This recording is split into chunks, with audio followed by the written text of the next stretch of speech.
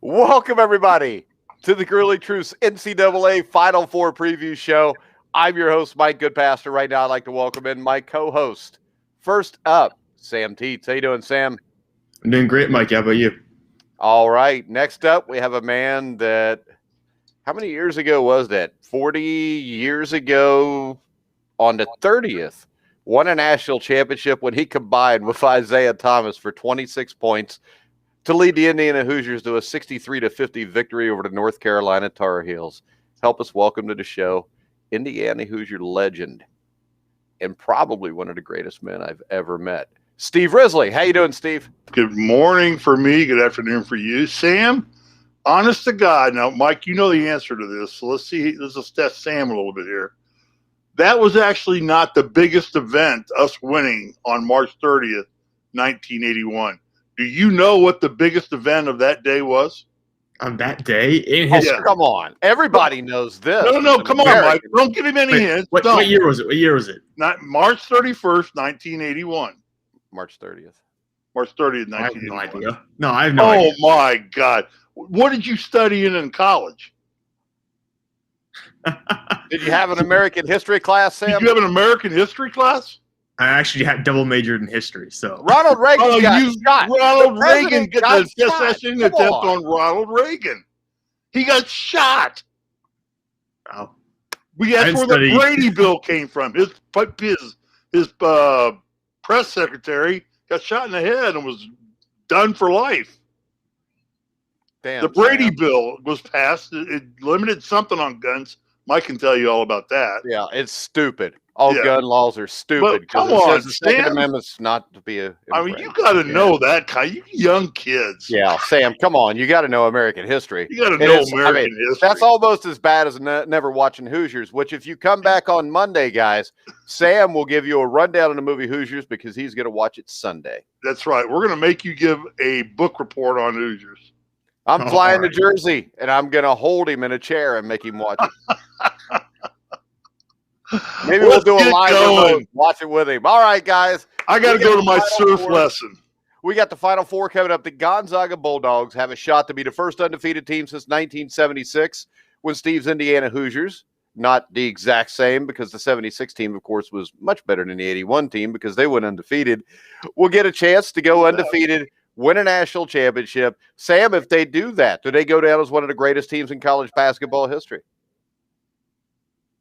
I mean, I don't know. I don't watch Gonzaga right now thinking I'm watching a historic team, if that makes any sense to you. Now, granted, I'm not very my history is much shorter than what you guys have seen, so maybe it's different for you. Well, I think it will be a historic accomplishment, but I don't watch Gonzaga right now and think this team is so on a different level that they're untouchable. Well, Steve, my question to you is this. You've watched them. Do you get that feeling from them? Because I get this feeling. If they go through and they blow out UCLA and they blow out Baylor and Houston, don't you almost have to put them in that pantheon? Well, I think, you have to put them in that pantheon. But I've watched Gonzaga play quite a bit in this tournament. There's something missing about that team that the 76 Indiana team had. I don't know what it is. I just don't. I think if you stack the 76 Indiana team up against this Gonzaga team, Indiana would annihilate them. That's just what I think. And I'm a little biased if you look in the background of my screenshot. You're also old, which shows up there. Right. And my thought would be this. I didn't get to finish my thought. Well, because you're done. You'll forget anyways what you were going to say if I ask you. So there's no reason to try to rehash it. Yes, I think they go in the same pantheon, but I'm debatable on whether I think they're a team equal to the 76 team. Or some of the great UCLA undefeated teams. But the question is this. Athletically, though, wouldn't Gonzaga be superior? No. Really? Yeah, no, I don't think. No, looking at that basketball team, I don't think they're athletically superior to Indiana. So you don't think a team from 1976 with 1976 training is not as athletically gifted as what the Gonzaga team is? I guess Mike could define. It depends on what you define as athletic. Well, running and jumping usually. No, I don't. I mean, I don't see them any different or any better than the 76 team. Could run and jump and shoot. I mean, that didn't set in my mind like, oh wow, they're just much more athletic. I mean, there are teams you could say that were more athletic in the world. I think back of the great UNLV teams with Tarkanian. They were some of the most athletic teams I'd ever seen. Well, how about this, though, Steve? 1976, you look at that. The rules are a lot different now. You got a 3-point line. Right. The games played differently. Would that hurt Indiana, or do you think Indiana could get Gonzaga to play the style of play they want to play? Oh, Even though the 76 IU team did run, but not in the same fashion that Gonzaga does. Yeah, I think it would hurt the 76. It would hurt the 76 team. It would hurt a lot of us. I joked with my wife as we were watching games. What they call a flagrant foul now, in 76 and 81, we called payback. Or not even a foul sometimes. It wasn't even a foul. Sometimes No, you just let it go. I mean, when you did that to somebody, you knew you were going to get paid back. You just went down court and said, just be ready because you're going to get popped in the head, chop your knee or something like that. And not try to hurt you, but you're going to. So what they say, a flagrant 1 or 2 now, it's just payback hard or payback soft. Steve. Yeah. You telling me you never tried to hurt anybody?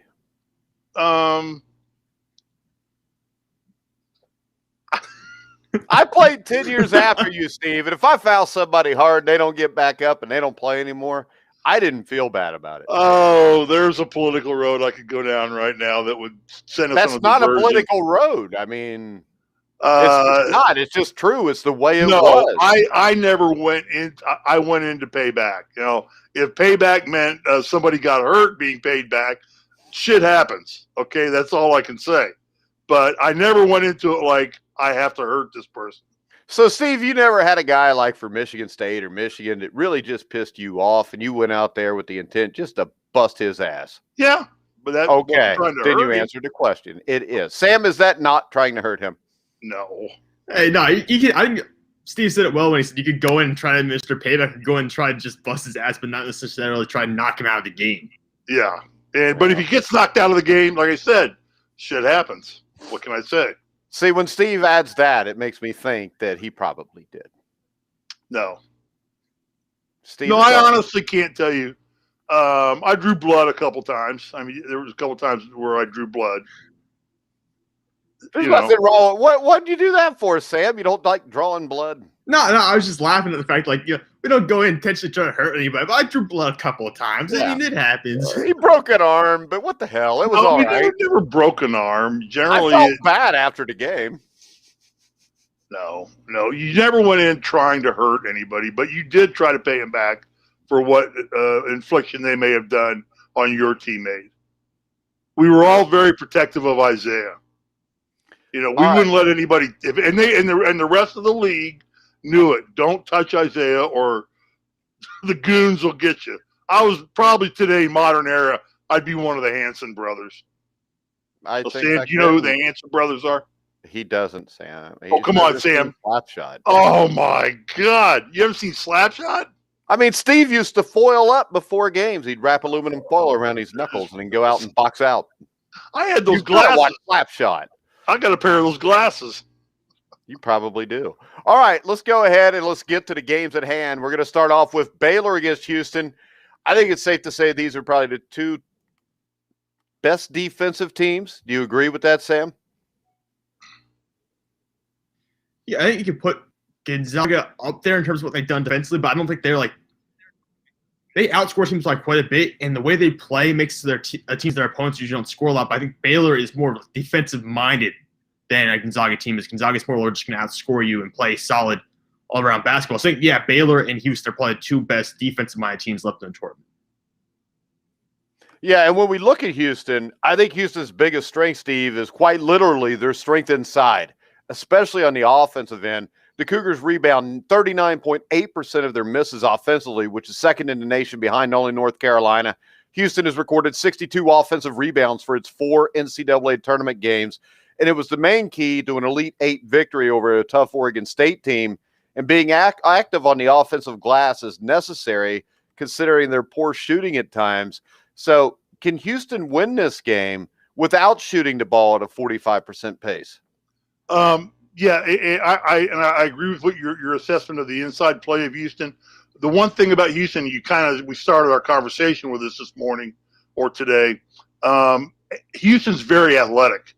They're a very athletic basketball team, and to have that size and that presence inside and then be that athletic, two things happen. One is they become very difficult to score against, as Sam said, defensively. But athletic teams also tend to be a lot more prone to making mistakes because you're moving at a different pace. You're running up and down the court faster. Some guys are trying to cheat to get out more and get on the run and go. You keep wanting to speed things up no matter what. So Houston is a very athletic basketball team, and I think the key for Houston here, and this is by far going to be, I think, the best of the two semifinal games on paper. It should be on paper. But the key for Houston here is to work hard to control the tempo of this basketball game and not let Baylor control the tempo. Now, with their inside play, I really believe they can do that. They can get control of this tempo and use their athleticism to their advantage. And I'll stop here. Baylor is not that unathletic of a team either. So you're getting two athletic teams going at each other. I just think the power of Houston inside and the athleticism of that team gives them a slight advantage.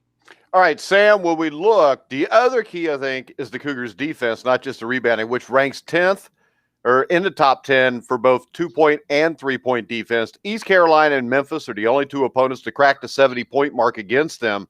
And this will arguably be their toughest game for Houston since they matched up against Texas Tech. They beat Texas Tech November the 29th on a neutral court. They won that game 64-53, and they held a really good Red Raiders team to just 39% shooting, 22% from three-point range. And Houston is going to have to be able to defend the three and play defense like that because we said offensively they're challenged. Well, yeah, Baylor's not challenged offensively. They went out and put 81 points against Arkansas. Granted, Arkansas doesn't have a fantastic defense, but Baylor shot 53.3% from the three-point arc. If anyone in this game, shoots over 50% from three, you can basically count it as over. If either team goes out and shoots over 50% from three, they're going to score at a rate that the other team just cannot match. So if you're at Houston, you absolutely have to run Baylor off the line. You already mentioned the strength of Houston on the interior. If you're able to funnel Baylor's guards inside and keep them off that three-point line, I think you have a legitimate chance of winning this game. Now, do I think that will happen? Probably not. It's extremely hard to deal with some of the best three-point shooters in college basketball right now, especially when a team gets hot. So I think Baylor actually has the advantage here just because of their three-point shooting. And also, like I said, I think they're just a better defense. Well, they're not a better defensive team, but they're also a very good defensive team. Houston's not a great offensive unit. I think Houston will struggle more than Baylor here, and Baylor gets. All right, Mike, let me ask you a question tied into what – and Sam, great analysis there.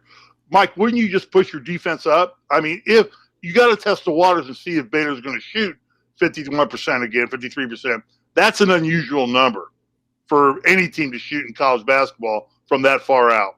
But if they're going to do it on Saturday afternoon, wouldn't you just move your defense up 10 feet and push them up and play the arc and say, okay, I'm going to push you back 5-6 feet from that arc? You're not going to get the arc for nothing. I think that's an easy thing to defend. When the teams – that's what surprises me about college basketball.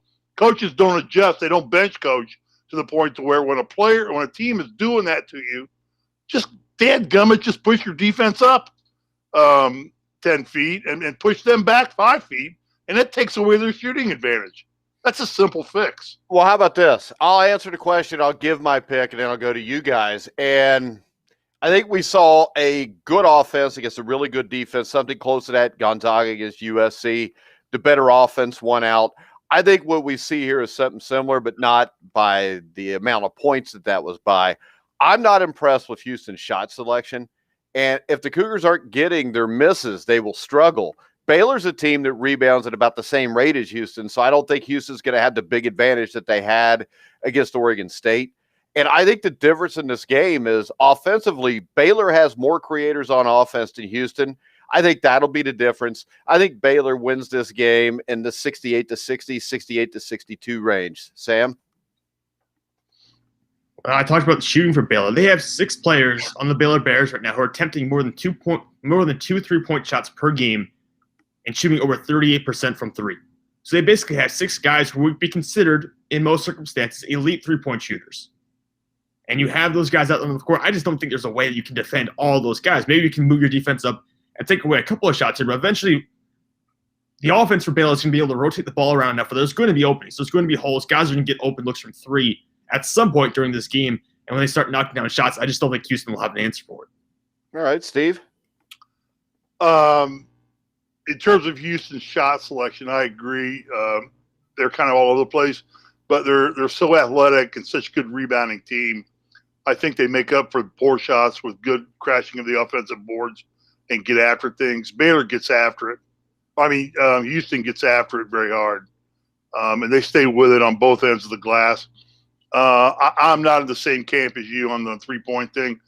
If I was coaching Saturday, I would love to have Baylor start just trying to shoot threes on me. That's an easy thing to defend. And I know a lot of people are going to go, yeah, that's Risley talking trash again. But really think all you got to do is just take that three away from them. But how about this, Steve? If they have to revert back to an inside play and come inside, that's asking them to change their whole game plan and strategy and things like that. I don't know. I'd rather be in Houston's shoes than Baylor's. But go ahead, Mike, before I give my pick. I'd rather be in Baylor's just because I think Baylor has more weapons. I think it's going to be harder to shut them down. And I think Houston has a tendency to shut themselves down offensively.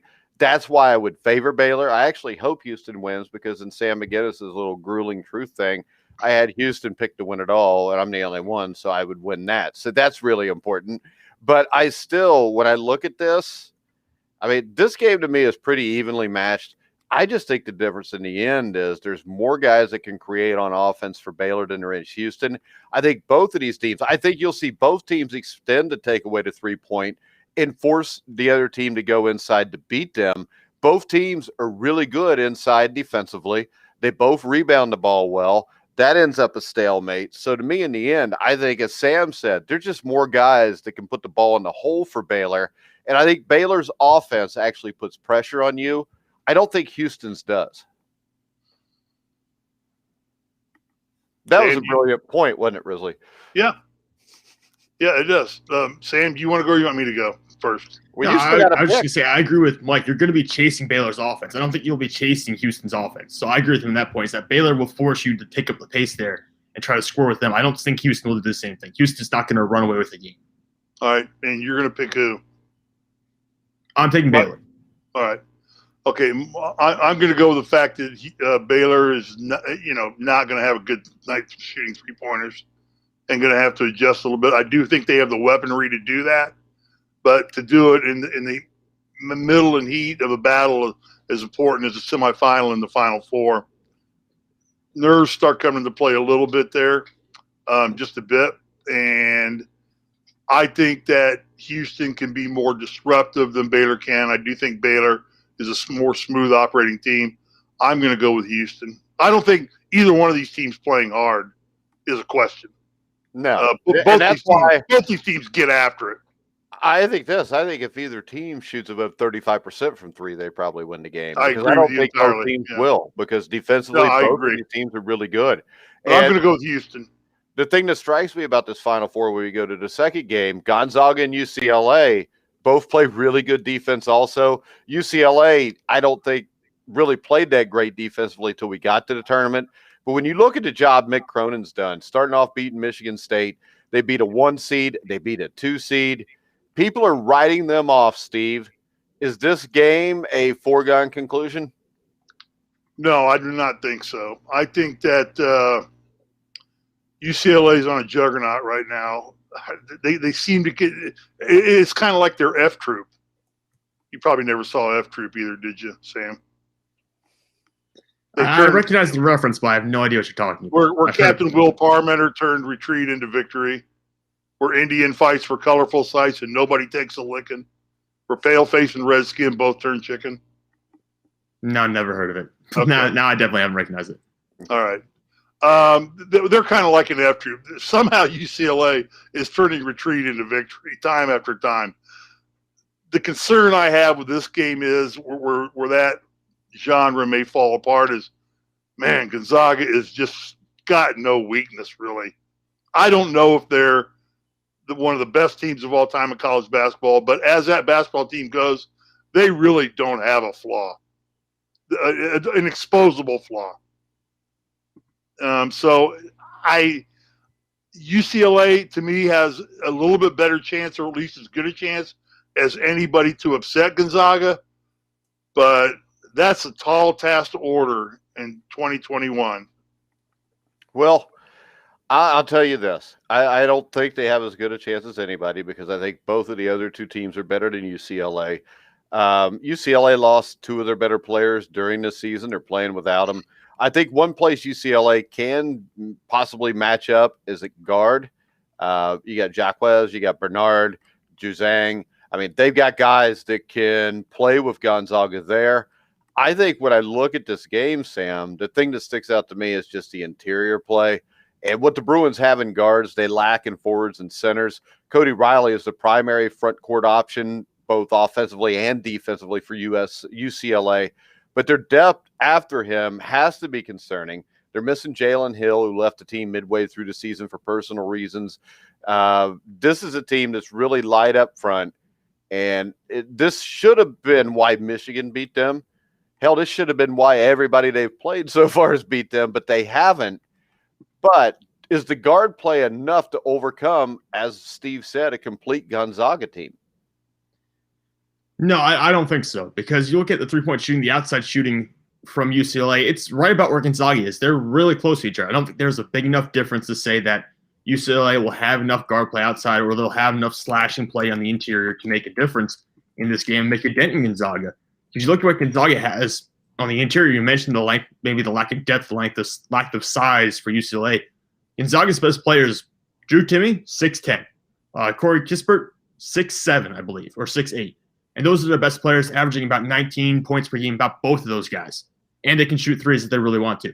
You've got those guys on the interior. I just don't see UCLA making much of a dent. Now, granted, neither of those guys are like overly athletic guys. They're not like the Mobleys who they just played against USC. But I think they make enough of a difference on the interior that you'll see UCLA really struggle in this game. And I think Gonzaga, I had higher hopes for UCLA beating them than UCLA. For USC beating Gonzaga than UCLA. I think Gonzaga's going to roll through this game. Only an idiot would have picked USC to beat Gonzaga. But when we look at this, Mick Cronin's squad is kind of known for a slow pace, Steve, and they kind of play a grinded out style. And a lot needs to go right for the Bruins. But the number one thing that has to go right for them is they have to control the pace of play. I think that'll be huge for them, even if they want to hang around in this game. I agree entirely. And I do think they have a slight advantage in coaching, too. I think Cronin's a darn good coach. I think he's getting a lot more out of his team than Gonzaga is. They're undefeated, Steve. I'm trying to say this the right way. But the plateau for Gonzaga is so high, they don't need to get more out of their team. They're already getting that as a baseline. UCLA, for some reason, Cronin at the tournament's been able to elevate his team's play superiorly to pretty much anybody. Well, obviously, he takes a 12 seed, a playing game, and puts them in the Final Four. But I tend to think I agree with everything you guys have said.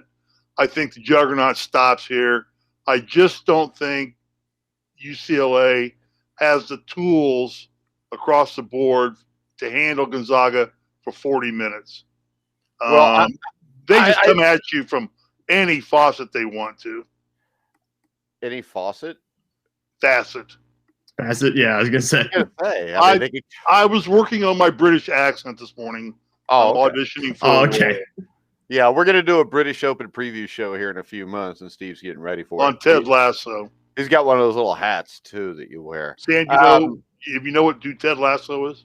I know Ted Lasso's show. I haven't watched anything of it, but I know it's a show. I know it won a bunch of awards. You got to watch it. Steve, we've got to go back to a comment where you claimed that Mick Cronin's a better coach than Mark Few. Is that correct? Say no. Say no, Steve. No.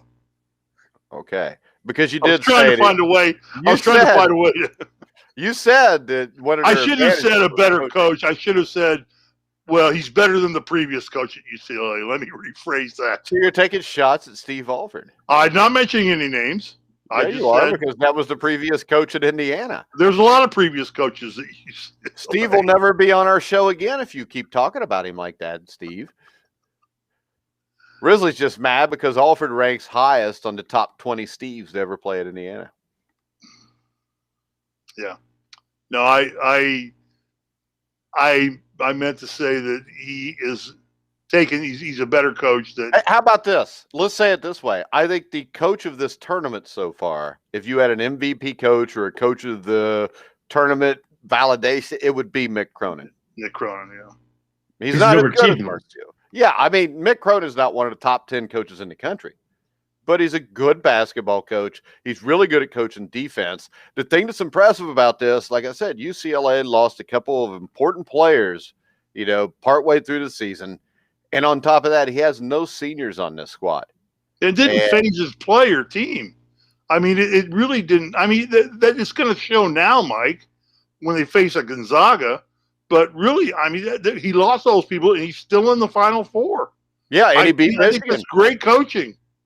Yeah, it's great coaching. Yeah. And the thing is this, at Cincinnati, he caught a lot of crap because they'd win 25 games every year, and then they'd get knocked out in the first or second round of the tournament.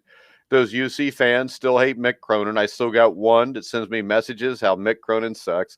And the great thing was, before the Sweet 16, he sent me something about how stupid Mick Cronin was, and there's no way they were winning the Sweet 16 game. And then after they won that, he sends me the text how there's no way Mick Cronin's ever going to go to the Final Four.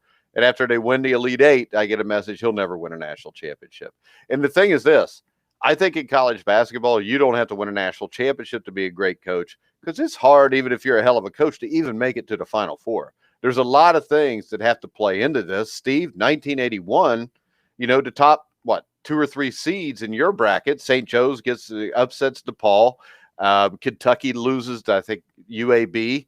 And then you get Wake Forest gets upset by Boston College. Not that you guys couldn't have beat them, but it sure helps when you get upsets along the way. I'm going to tell you what, I wouldn't have wanted to try if I didn't have to. We were fine with that. I mean, it's a tournament. You want to get to the next round. Survive and advance. That's a good name for a show. That's why we've got a show called that. It will be back next week. All right. But can I be on? No. No? Steve Alford's going to do it. Steve Alford just texted me after you took the shot at him. He said, I did not take a shot at him. I never mentioned any names. You said Mick Cronin was better than the previous coach. I did not say that. He was better than other coaches at UCLA. Sam, did you not hear him say that he was better than the previous coach? Here's your out, Steve. You can say that because Alford didn't finish last season. Say it is you're taking a shot at Murray Bartow instead. That's what you guys said. Mick Cronin finished last season, correct? Oh yeah, that was 2 years ago. Actually. Oh my God, I'm dealing with 2 morons. How did Nevada do in the NCAA tournament? I don't think they're in it, Steve. I think they were in the CBI, and they won it because they were the only team that would play in it. There you go. How did they do this year? I don't know. The last time I looked, they had a decent record. It seemed.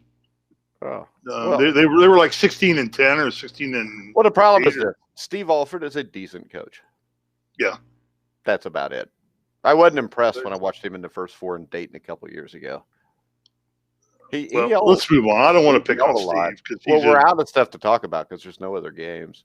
But we can talk about Roy Williams in North Carolina. Did we all make the pick for the game? Oh, I just figured everybody's picking Gonzaga. I'm saying Gonzaga 88-60. Yeah, I'm taking Gonzaga. I'm taking Gonzaga. All right. Yeah, Sam did that like a ventriloquist because when I watch him here, I don't even see his mouth move. Oh, really? He's frozen. There it goes. Yeah. All right. Roy Williams leaving North Carolina. Surprise or not a surprise, Sam? Not really surprised. I wouldn't be shocked at this point if any of those coaches, like Coach K or anyone like that, retire at this point. But it's always surprising when it actually happens. You never really expect it because they've been there for so long or they've been in the sport for so long. Kind of makes sense the timing, though, wise. UNC's been down a little bit recently. Obviously, this past season with everything going on, the Blue Bloods have kind of struggled quite a bit. So it makes sense timing-wise. But it's surprising when it eventually happens. Steve, surprising to you or not? Yes, it is. Only in the sense that how quick it came on. I mean, there had been no rumblings or grumblings that he was thinking about retiring. It's just I wake up and there's Instagram or Twitter and it says he was retired immediately, effective now. And that surprised me, but like Sam said, when you go back and look at the dossier here, it makes sense. I think you're going to hear the same from Krzyzewski pretty soon. Same thing. It's transition time. These guys have been at it for a long time. I mean, when I looked at Roy Williams when he was announcing it, he looked like he had aged. I mean, he just looked older for some reason. And I think he's getting out at a great time. The bigger question I have right now, Mike, throw some names out there to replace him at North Carolina. It's a down program right now. Well, they're in the tournament this year. Do they bring in another Matt Doherty? Do they bring in another player? That's the question. You got guys like Hubert Davis, who has been a Roy Williams assistant since 2012, has no head coaching experience. UNC Greensboro's Wes Miller. Vanderbilt's Jerry Stackhouse, who used to play at North Carolina. I don't know. Where do you think they go, Sam? It is one of those candidates you just mentioned because people keep throwing around the idea that someone's gonna get Brad Stevens to come out of Boston, get out of coaching the Boston Celtics, come back and coach college basketball. I just don't see it happening. You're gonna get one of the college level guys. You're not gonna get one of the pro ones. They make more. Well, I don't know how much money they make comparatively, but I don't think you're gonna get a Brad Stevens or a professional basketball coach to come down and play in college again. Steve, what do you think? Any shot at Brad Stevens? No. I think if Brad Stevens would have gone anywhere, he would have gone to Indiana. But I don't think so. I mean, to me, North Carolina's a better job. It's going to pay you more money. No doubt it's a better job. You got a better fan base. I mean, well, the fan base I don't know about. I mean, the fan base at IU can't even sell the place out. That's because of what's gone on the last 20 years. I mean, I was watching this morning the 1980 Big Ten game with us in Ohio State. And I told my wife when we put it on the big screen off of YouTube, and I said, "Look at Assembly Hall. Look at the people in there. I mean, and there was no room to even stand." Well, how about this, Steve? You can look back at the 1981 Indiana-North Carolina game. It's the same way, but this is the other thing. If you look back at a North Carolina game from last year, pre-COVID, it was still packed 40 years later. Remember, those stadiums are a lot smaller than the Dean Dome may be big now. I don't know. Well, let's do this because we both have different views. Not different because I think we agree. Hey, wait, Mike. This is something to look this up real quick. You can. Was Roy Williams an assistant coach with North Carolina in 1981? He was an assistant coach when Jordan won. I think he was. I don't know if he was in 81, but I know he was an assistant for Dean. Well, we beat them in 81. So he was an assistant in the 80s. I forget the years exactly, but before he went to Kansas, he was an assistant on that staff. Well, he was an assistant for when Jordan won. That's 82 or 83 when North Carolina won. It was the next year. The next year. So the year before, I would assume he was on the bench. So in 81. Who to replace him? I don't know. I think that North Carolina is in a great position. That program right now can pretty much get whoever they want, I would think. Exactly. Indiana can't. Yeah. Indiana can't. No. I mean, so the programs are on two different planes. Yeah, that's completely different, no doubt. And we'll talk about Indiana here with in a minute. Yeah. Well, we are talking about Indiana. But yeah, no, I think the field's wide open. I think anybody would relish an opportunity to go take over at North Carolina. I think it's big shoes to fill for any coach to go take that job. But I think at this point, like probably Indiana was right after Knight left, when basically in 2002, that team that went to the Final Four in Atlanta, the Indiana team, that was basically Knight's team.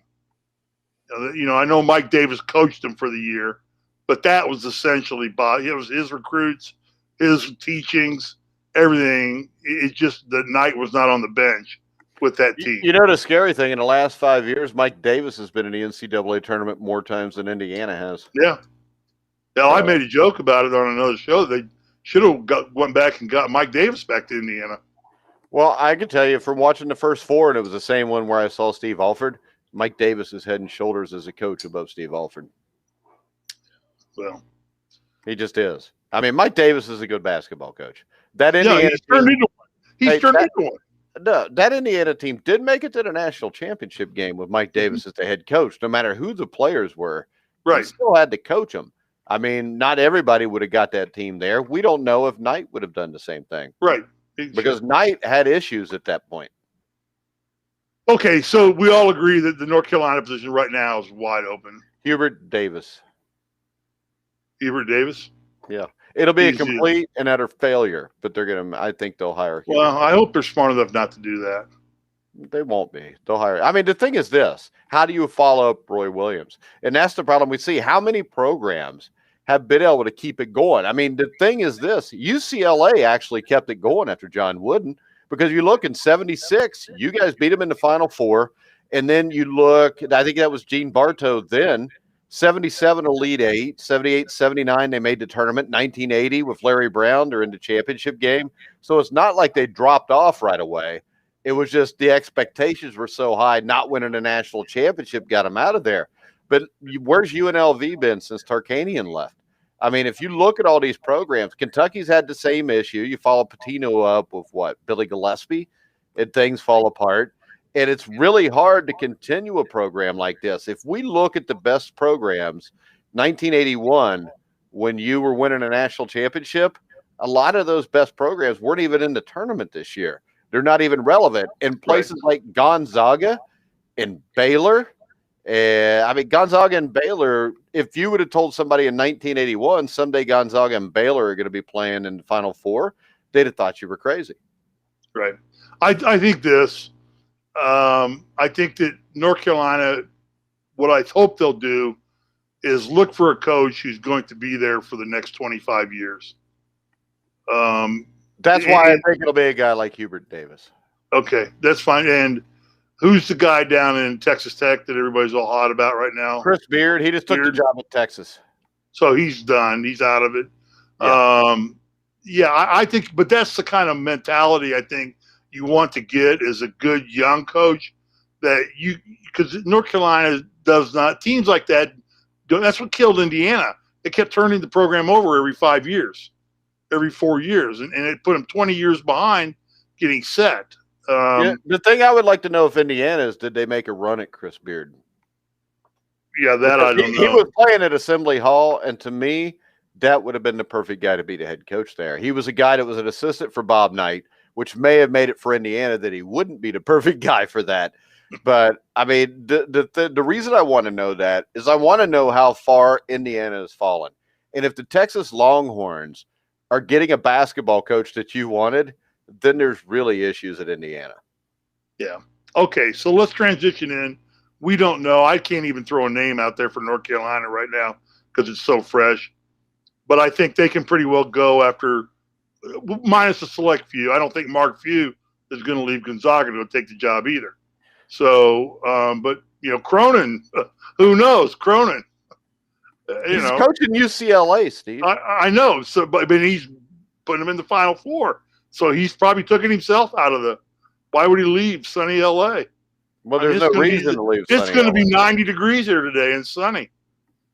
Yeah, and he just bought him a couple years where he can suck if he needs to because he's going to the Final Four this year. Yeah, good point. He's got that's the best thing about job security. Final Four. He's got 2 years job security with that Final Four. How about this? Maybe Archie Miller goes to North Carolina. Oh, I wish Archie Miller very well in his next endeavor. Well, I will tell you this: I bet Archie Miller's next endeavor he will do really well. I'm going to tell you what to me.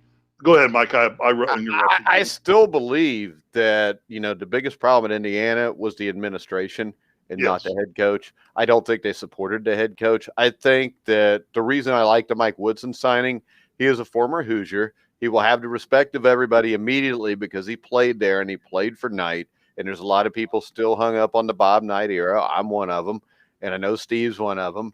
But I think that there's a lot better chance that they will back him, because I believe the fans will back him, where with Archie Miller, he's from Dayton. He's a dude nobody really knows, and when he doesn't turn it around in 2 years, everybody turns on him. Really, when he didn't turn it around the first year, people turned on him, myself included.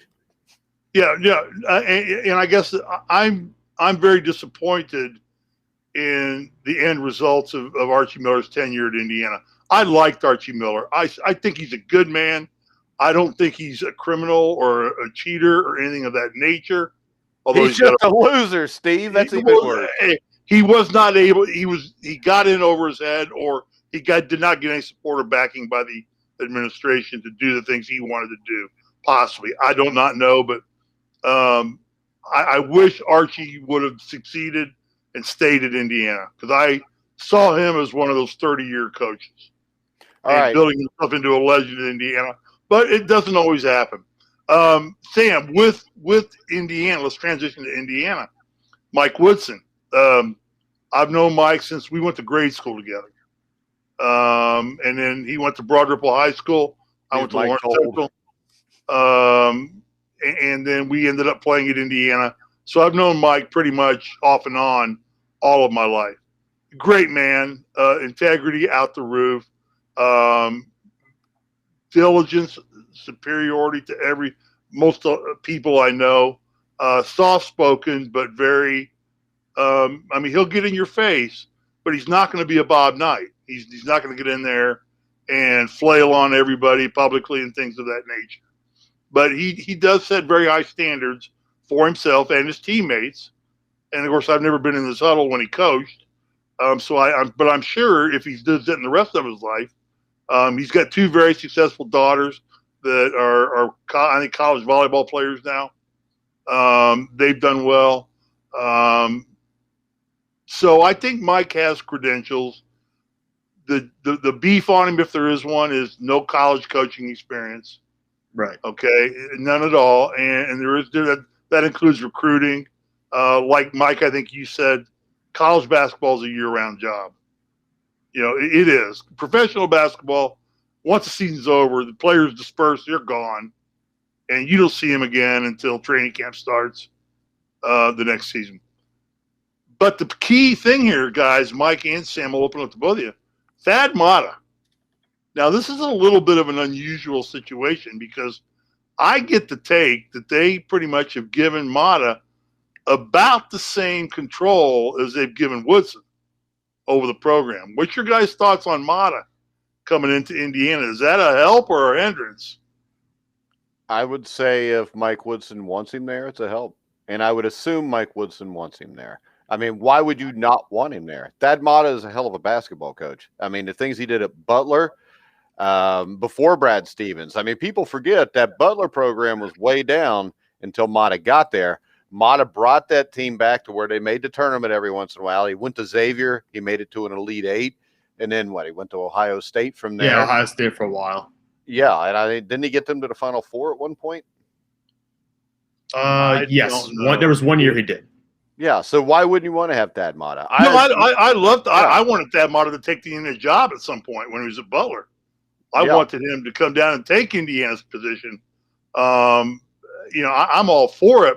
I just wonder if the coexistence of those two tends to be positive in the huddle. That's what we'll find out. Well, they're not going to. I'll say this: it probably benefits Mike Woodson to have someone with that much experience at the college level on his there to help him out. Because again, Mike Woodson, like you said, professional level coach, who made the playoffs with multiple different organizations in the NBA. But doesn't have that college experience, so just making that transition, I think, would help out quite a bit. And maybe 2 years down the line, it's unnecessary at that point. But for now, just helping the transition a little bit, I think, would be pretty crucial. Agree.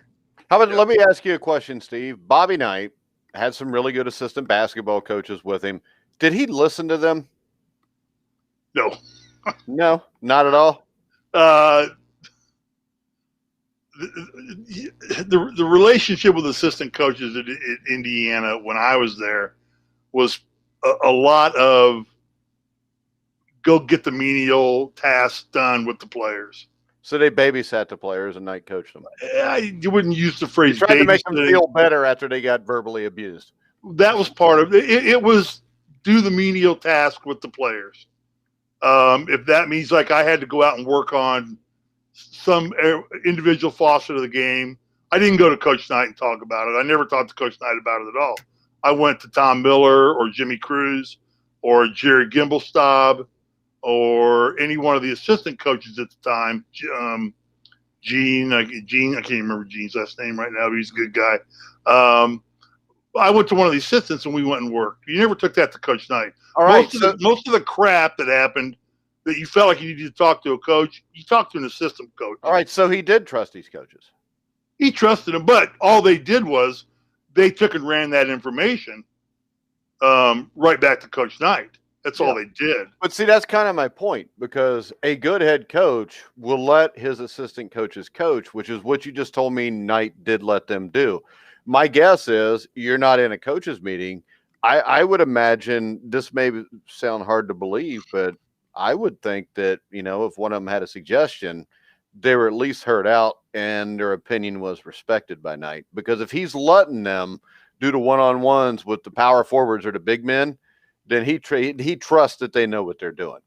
Well, and let me paraphrase that. When we came to practice, in our locker was a notepad like this, and there would be notes written on it. And those, you were to read that, and those were the things you were to go find an assistant coach and do. Because we filmed every practice at Indiana. Every practice was filmed. And so Knight would actually go after practice and break down the film of practice. And what he saw you doing in practice, there was a hilarious story. One player was being lazy one day and just kind of stood on the sidelines more than he got into practice. And Knight had about 15 minutes of film they clipped it together of that player just standing on the sidelines. And he had notes on there about, now, when you're standing here, you shouldn't be any farther than 10 feet from the water bottle. I don't like the fact that you got yourself 22 feet from the water bottle in this practice drill. So, I mean, it was humor, but that was the thing. So most of the thought process going into the effort was done by Knight, put on paper, handed to you and an assistant coach and said, go do this. And then it was reported back to Knight that, Risley was good at this. He didn't understand this yet. We haven't been able to get it to where I trust him in a game with it. And a lot of that, the feedback you got from those coaches, probably determined a lot of your playing time.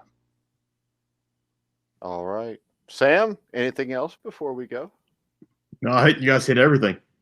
All right, guys. We will be back Monday at 1 o'clock for NCAA Championship preview show. Sam McGinnis will be here too, so that'll be exciting. And I know Sam's watching, and I'm not being sarcastic, Sam. I am really pumped up that you're going to be on Monday with us at 1. I'll bet Sam's watched Hoosiers. Maybe. We'll see. Tonight, the Sam and Sam show. Sam, what time? Yeah, it's on at 9:30. You can watch that on Facebook Live. I've seen all the other platforms you can find The Grueling Truth on. All right. What's the topic going to be? I'm sure there'll be some NHL crap thrown in there, right? Well, there'll be some NHL stuff there, I'm sure. We're going to talk about some most recent draft trades in the NFL, as well as a Final Four preview with McGinnis. So I get to do this conversation all over again, basically. All right. Well, at least you've learned something, and you'll be prepped for it since you talked to me and Steve. That's true. I'm sorry, Steve and I. You can follow Steve Risley at SRisley34 or at Steve Risley34, right? Or it's S Risley. No, it's S Risley. All right. You can follow Sam Teets at Sam Teets33 because he's one number less than Steve. And you can follow me at Grilling Truth 35. Let's see. That's not true at all. You can follow me at Grilling Truth. Sunday night, we will be back with the old-time boxing show where we will look back at the career of Harry Coetzee, former WBA heavyweight champion. I know Steve is waiting with bated breath for that. But for now, guys, we're going to wrap it up. We'll see you 1 o'clock Monday for the NCAA Championship preview show. For now, for Sam Teets, Steve Risley, I'm Mike Goodpaster. You've been watching and listening to The Grueling Truth, where the legends speak.